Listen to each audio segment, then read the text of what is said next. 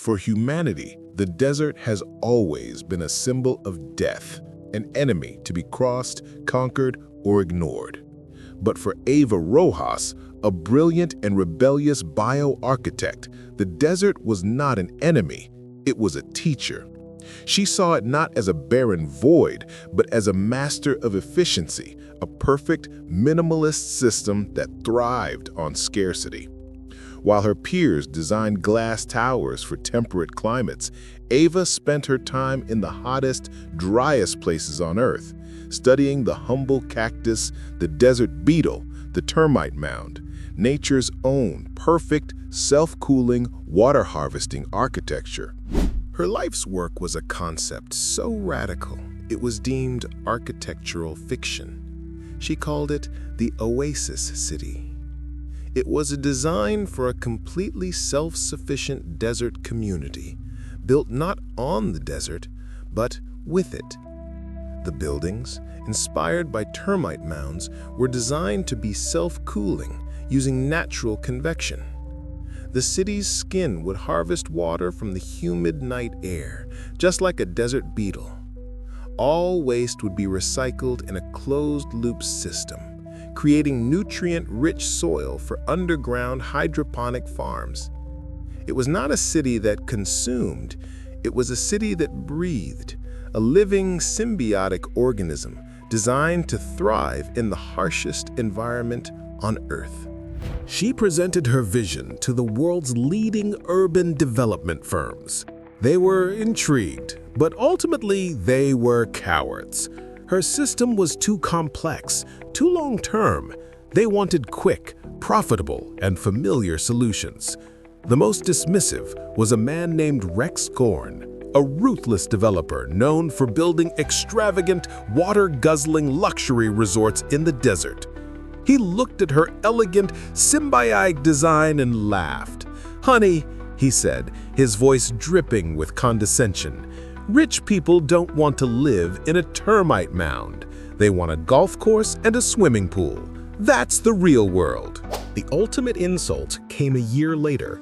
Rex Thorne, having seen the publicity around Eva's beautiful designs, decided to co-opt her aesthetic without understanding her substance.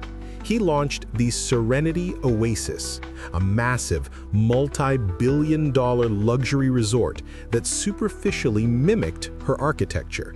It had the spiraling towers and the organic shapes, but it was a fraud. Instead of her self-cooling system, it used a massive, power-hungry air conditioning plant. Instead of harvesting water from the air, it drained the region's ancient, irreplaceable aquifer. He had stolen the beautiful skin of her creation and wrapped it around the same old, ugly, unsustainable heart. The Serenity Oasis was a roaring success. It became the playground of the world's rich and famous, a symbol of humanity's triumph over nature. Rex Thorne was hailed as a visionary, the man who had tamed the desert. Meanwhile, Eva Rojas was a ghost. Her firm went bankrupt. She was forced to take a teaching position at a small, remote desert research university, an academic exile. But she did not stop working.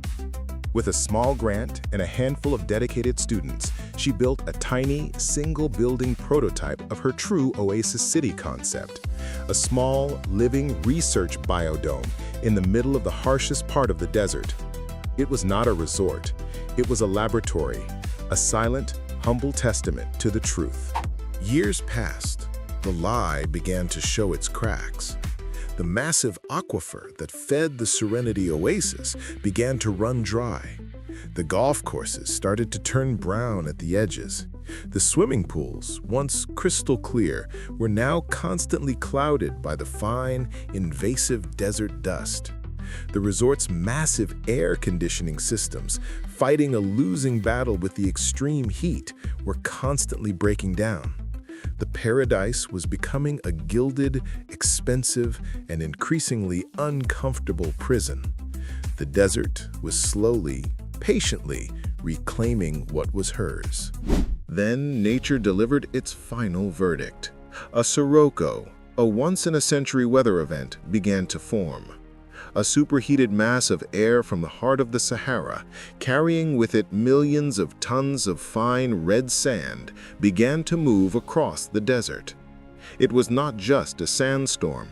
It was a slow-moving, suffocating, continental-scale heat wave and sand blizzard combined. The government issued its highest level evacuation warnings. The rich and famous fled the Serenity Oasis in their private jets, abandoning the beautiful lie to face the wrath of the truth. The Sirocco hit. It was an event of biblical proportions.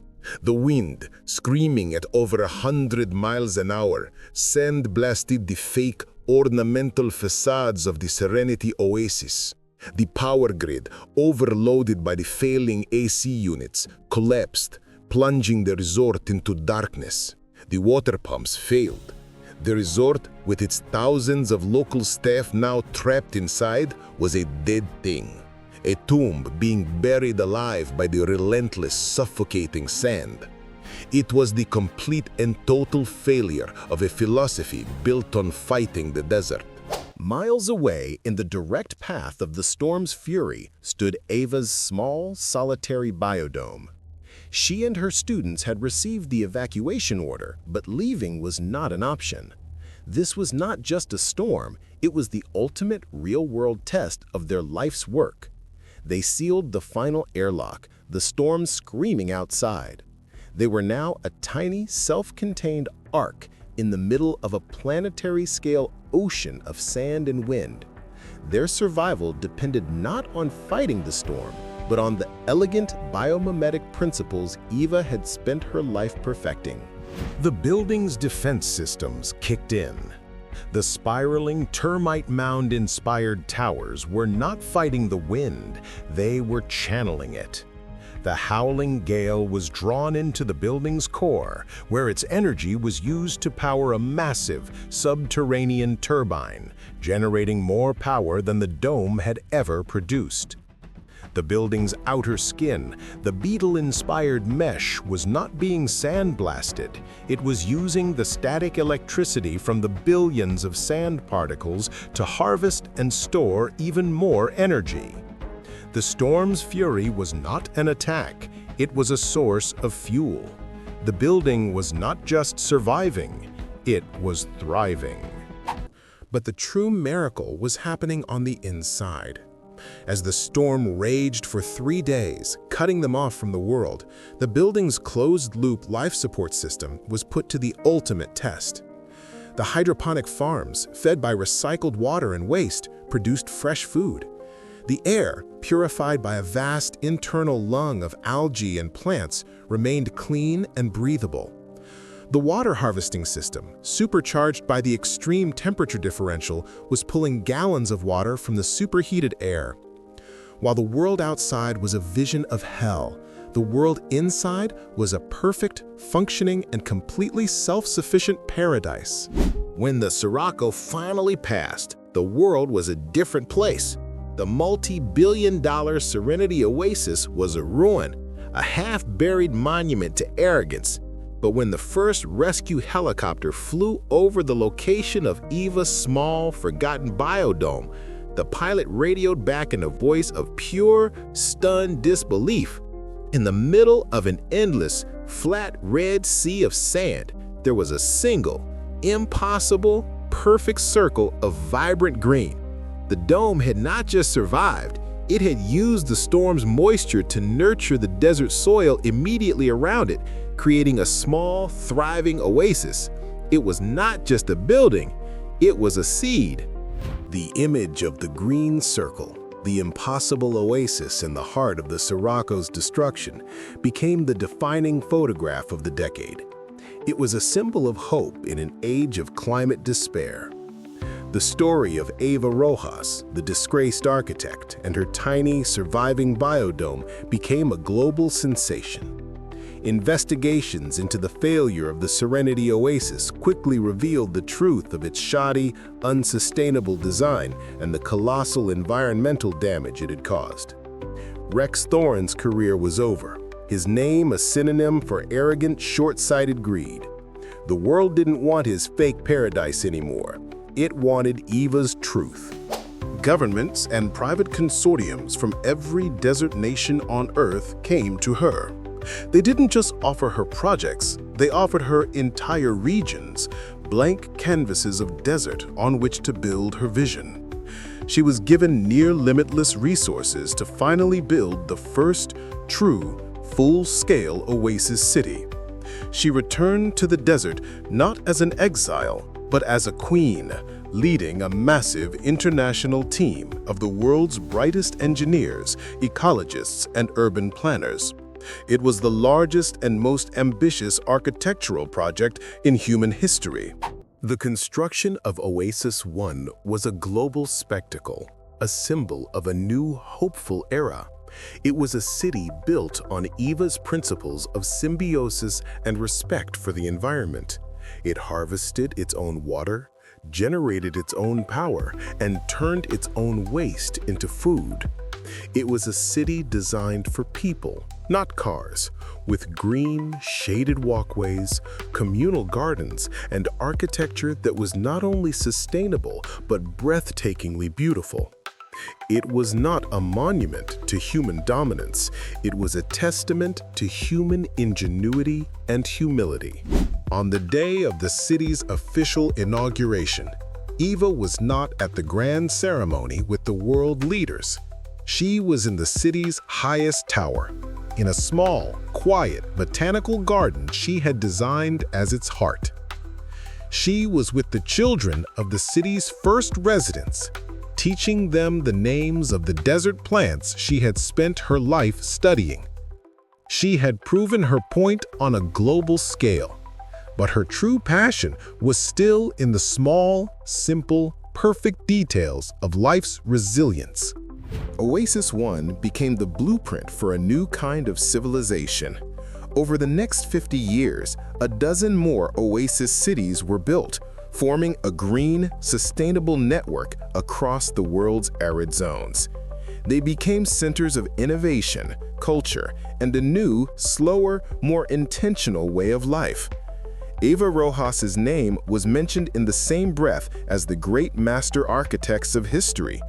But her legacy was unique.